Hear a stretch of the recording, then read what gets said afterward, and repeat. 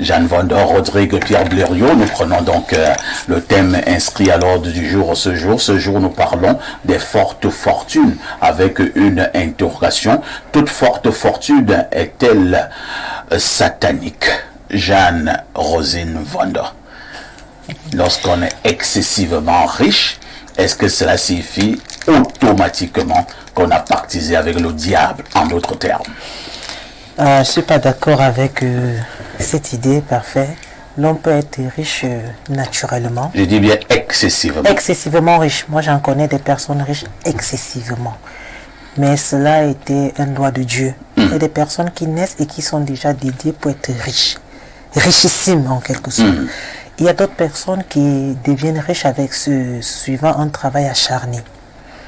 Il y a des personnes qui deviennent riches en collaboration avec le satanisme. Ouais. Je vais prendre le cas des personnes qui sont nées pour être riches. Parfois ici, il y a des enfants qui naissent des familles pauvres, mais selon le travail acharné qu'ils abattent, ces enfants accumulent une richesse déjà intellectuelle. Parce qu'on n'est pas riche seulement sur le plan financier. Sur le plan intellectuel, lorsque vous avez des idées, parfois ici, vous pouvez construire toute une ville et de bonnes idées. Mais il y a des personnes qui se lèvent un beau matin, il fait sa moto, il dit mais tellement je souffre sous le soleil, qu'est-ce que je peux faire d'autre? Et ces personnes se compliquent. Et elles se compliquent d'une manière très très bête. Parce qu'il y a des loges dans lesquelles on vous fait entrer, on vous dit c'est pour 30 grains de riz. Cela se passe particulièrement dans un département ici au Cameroun. On vous demande de prendre 30 grains de riz, la poule picore, et ces 30 grains de riz, ce sont vos 30 années de richesse. Attends, donc si j'ai 20 ans, je cherche 30 grains de riz. Non, on pose 30 grains de riz. Oui. Et il y a une poule qui picore.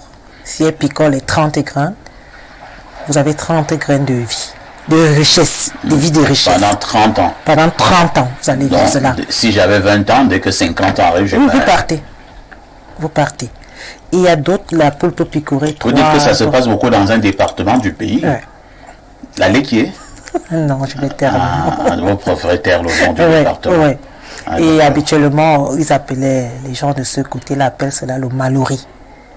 Si tu donnes déjà le nom, on peut déjà commencer à voir de quel département il s'agit. C'est le Mallory. Le Mallory. Ils appellent ça Mallory. Bon, si j'ai déjà 60 ans, je peux aller là-bas. Hein? Tu n'as pas saisi, c'est la poule. C'est la poule, c'est la poule. C'est la poule qui détermine ton nombre d'années de richesse. Si la poule picore un grain, ça veut dire... C'est une année.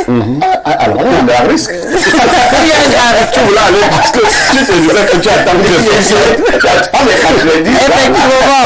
Donc, comme nous le disons toujours, la richesse, à un moment, elle peut être divine. Donc, comme je le disais à l'entame, il se complique la vie pour pouvoir vivre comme les autres.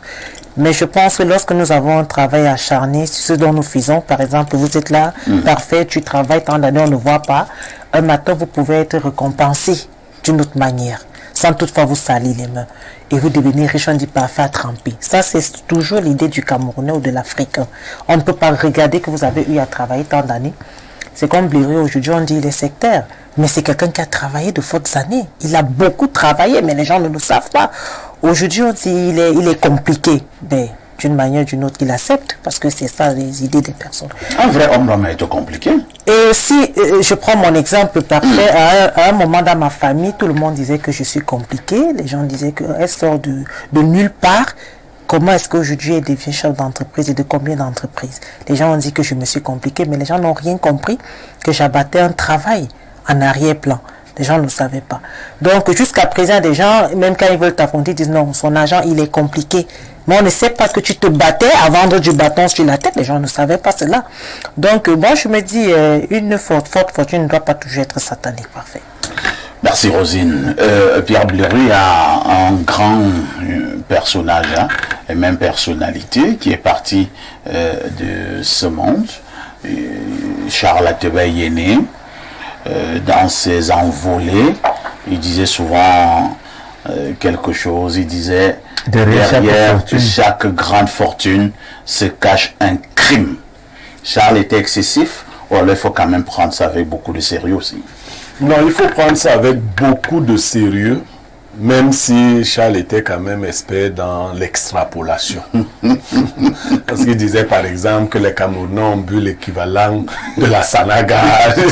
Un litre de bière. Bon, Soit 12 millions de litres. bon, il était un peu excessif. Non, dans la majorité des cas, les très grandes fortunes cachent de grands crimes. Mais voilà, il faut aussi reconnaître que Dieu n'a pas laissé à Satan seul de régner sur le monde. Il s'est réservé quelques échantillons. Ils sont représentatifs de sa bonté, de sa miséricorde et de sa bienveillance. Ils sont rares. Ils sont même quelquefois des fortunes qu'on n'imagine pas. Celles qu'on soupçonne même le plus sont souvent le fait de la grâce de Dieu. Et celles qu'on croit être naturelles ne le sont souvent pas. Disons que le monde actuel voue un culte particulier aux démons. Ils ont confisqué les biens et ils veulent soumettre tous les autres hommes à leur pratique pour accéder à la richesse. Vous savez, quand vous êtes aujourd'hui au Cameroun, en Afrique et autres, vous connaissez les principaux critères. Pour être dans certains milieux, il faut soit ramasser la boule, il faut... Donc, pour qu'on vous donne... Ramasser la boule, ça veut dire Je ne sais quoi? pas, pour qu'on vous donne de grands marchés, puisque c'est les voies les plus connues, la richesse a été confisquée. Mais il existe des legs. Je vous ai dit, la richesse, même la fortune, vient du latin fortuna, qui signifie le hasard. Il y a des gens qui, même à des jeux, ont gagné beaucoup d'argent. Du fait, quand Dieu veut vous bénir, il organise les astres de telle sorte que votre bénédiction arrive par une excuse ou quelque chose de bizarre, quand c'est Dieu. Maintenant, il est évident que pour conserver l'argent, il faut avoir un certain degré de spiritualité. Ça veut dire quoi? Oui, il faut beaucoup prier. Oui, il faut méditer. Parce que, en fait, l'argent est fait avec une certaine énergie qui vous pousse à le sortir. Vous verrez que très peu de personnes restent avec l'argent. Ce n'est pas faute d'en avoir eu que les gens n'en ont plus. Mais en général, quand les gens ont de l'argent, ils sentent seulement le besoin de le dépenser. Et le monde a créé des besoins de luxe. Voyons dire, un téléphone coûte 1 600 000. Voilà, ainsi de suite. On dit que pour voyager en jet privé, il faut 38 millions. Et vous voyez des choses qui sont carrément hors du sens commun. Donc, pour maîtriser l'argent, il faut avoir une certaine culture spirituelle, avoir de l'argent, rester tranquille. Cette culture spirituelle, on l'acquiert en général par la méditation. Si vous ne faites pas cela, l'argent viendra à vous, mais il ne restera pas avec vous. Bon, le problème, c'est que, Blériot, peut-être que vous êtes encore trop aérien. J'ai discuté avec un monsieur il y a près de 10 ans. Il me disait, parfait, tu sais, tu peux avoir beaucoup d'argent à un moment donné dans ta vie. Il me dit, beaucoup d'argent, tu peux en avoir. Mais conserver cet argent, il faut faire autre chose pour que l'argent ne reparte plus. Et autre chose, là, c'est quoi? Je dois enfermer ça dans une chambre. Il dit, non, c'est pas ça. Il faut te compliquer pour garder ton argent. Et bon, j'ai suivi un peu son regard. Non. Et voilà pourquoi, à un moment donné, Blériot, il me dit, un monsieur qui prend un exemple, subitement, qui gagne 100 millions, c'est pas dans un jeu de hasard, il me fait comprendre que certains qui sont dans des cercles bizarres viennent déjà chercher à le copter pour venir dans le cercle parce qu'il a eu beaucoup d'argent. Oui, mais parfait, moi j'ai gagné plus que ça. Donc, vous n'avez pas besoin de vous compliquer. Vous avez juste besoin de poser votre âme d'une certaine manière. Et la première chose, avant de savoir ce que vous ferez de l'argent que vous gagnez, si vous n'avez pas quelque chose à en faire tout de suite, il faut le mettre dans ce qu'on appelle les valeurs refuges. Ça veut dire quoi? Des choses comme des terrains. Il faut acheter des valeurs qui, avec le temps, acquièrent encore de la valeur. Il faut le déposer d'abord. Parce que beaucoup de personnes veulent de l'argent. Parfois ici. Ils sont nombreux là, les gens. Si on te donne 100 millions, tu n'as même aucun projet de plus de 20 millions. Donc si on te donne 100 millions, tu vas sentir que tu es hyper riche. Et sentant que tu es hyper riche, tu vas même commencer à paroter André Onana. Tu vas voyager pour Manchester, tu prends ton jet privé, tu farotes un peu au nana. Et au retour, on te dit que l'argent est fini. Tu dis, comment c'est? Non, c'est comme ça que c'est fini. Donc, il faut, et ça, il faut cultiver cela. C'est une charge émotionnelle qui vous atteint quand l'argent arrive. Beaucoup de jeunes travailleurs ont été affectés dans des secteurs qui avaient beaucoup d'argent. L'argent, ça, il faut le reconnaître, est une énergie. S'il ne vous trouve pas posé, il va vous trimballer dans tous les sens. Et il est comme le miel, il attire les abeilles. Quand vous avez de l'argent, les femmes voient que vous avez de l'argent, des amis voient que vous avez de l'argent, la famille voit que vous avez de l'argent, tout le monde vient. Et tout le monde ne vient pas de manière simple. Il y en a qui estiment qu'ils doivent le prendre par des voies tortueuses, il y en a qui estiment qu'ils doivent vous flatter, ainsi de suite. Et si vous vous disposez, surtout dans la montrance, vous êtes prédisposé à chuter. C'est pour cela que beaucoup d'ordres mystiques ont commencé à conditionner les gens à avoir de l'argent. Par exemple, dans certains ordres, on vous enseigne à être avare.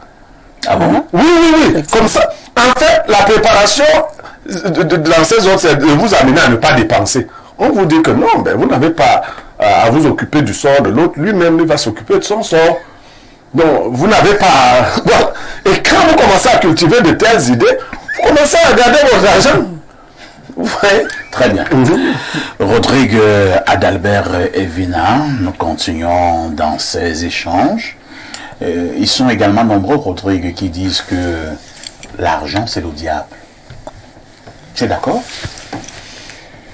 Bon, l'argent, c'est le diable. Je ne peux pas vraiment être d'accord.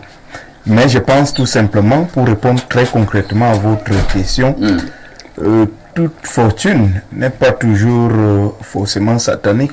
Mais on peut être d'accord sur ce plateau, je suis d'accord avec Derio, qui m'a un peu coupé l'herbe au pied, que l'argent est fortement lié à la spiritualité. L'argent est fortement lié à la spiritualité. Certains peuvent avoir de l'argent.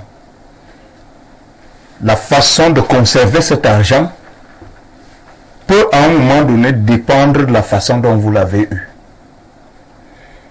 Il y a des personnes qui sont fortement introduites dans le mysticisme, que leur argent se conserve à l'aide des entités spirituelles qui sont importantes en fait au sens de la conservation de leur argent. Notamment il y a les totems.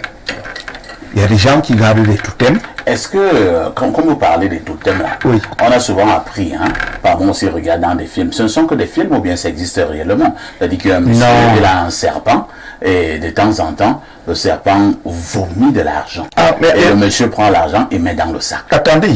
Ce sont des choses qui existent.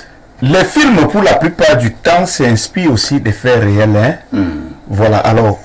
Est-ce qu'un serpent peut vomir de l'argent? Je ne sais pas si un serpent peut vomir l'argent. Moi, je n'ai jamais fait ces expériences-là. Donc, si j'avais fait ces expériences, je ne serais pas en train de stopper le taxi à Aoudi. Donc, pasteur ici, vraiment, quelqu'un d'autre, je vais vous répondre l'autre vendredi. Mais, à ma petite connaissance, il y a des personnes qui ont peut-être travaillé dur, qui ont gagné beaucoup d'argent. Mais maintenant, parce qu'il y a un esprit derrière l'argent, cet esprit peut être celui qui vous pousse vers des dépenses de la chair. Cet esprit peut être un esprit même qui vient vous créer dans le bras, dans la main, ce qu'on appelle le trou mystique. La main percée. Ça veut dire la main percée, ça veut dire que vous avez même cet argent, mais c'est quand l'argent est là qu'il y a tous les problèmes de la vie et les problèmes les plus importants. Soit c'est votre mère qui menace de mourir, soit c'est votre frère que vous aimez. On doit l'opérer. Voilà, on doit l'opérer, qui va aller en prison. Voilà donc. À chaque fois que vous avez donc des moyens, des situations fusées de partout, qui sont de nature à faire en sorte que, effectivement, l'argent s'évapore. Vous soyez en train de dépenser encore et encore. Mais toujours est-il que vous ne pouvez pas être assis au sommet d'une fortune et penser que vous devez tout simplement méditer sur les voyages de l'apôtre Paul entre Palestine, Rome et tout ça. Ah bon? Non, non. Il est clair que certaines fortunes exigent de manière absolue, je dis bien absolue, une forte initiation, en fait une forte préparation spirituelle. Pourquoi? Cela signifie donc que la Préparation spirituelle, Blériot parlait de cet argent qui est comme le miel qui attire des abeilles. Vous avez de l'argent, mais vous n'êtes pas sûr que toutes vos femmes vont vous servir le repas ordinaire. Voilà un tout petit peu. Vous avez parmi vos femmes celles qui viendront vous servir une nourriture avec un condiment de trop. Peut-être c'est pour que vous fermez un peu vite les yeux. Ça peut être votre fils qui devient votre adversaire. Mais vous serez la cible de toutes les convoitises. Et donc il faut parfois même les plus grossières. Bien entendu, il faut se protéger. C'est là où je parle d'initiation. L'initiation en ce moment-là ne traduit pas absolument le désir, soit de faire vraiment ce qui est méchant, ça veut dire verser du sang ou faire quoi que ce soit, mais avoir des dispositions spirituelles qui font en sorte que vous soyez infranchissable, vous soyez intouchable. Très bien. Alors, toute fortune n'est pas forcément satanique, mais il y a que spirituellement ou mystiquement, l'argent est lié à ces choses-là. Bonjour à votre riche panel. Je suis votre émission tous les jours. Quant à la richesse, 1, il y a des riches naturels, 2, des riches compliqués. Quant à ce que la dame dit, c'est vrai et c'est à Fombot. C'est à Fombot? Effectivement, c'est dans le nom. Dans le nom. Ouais. C'est là-bas que les corpicors du riz à la recherche de l'argent.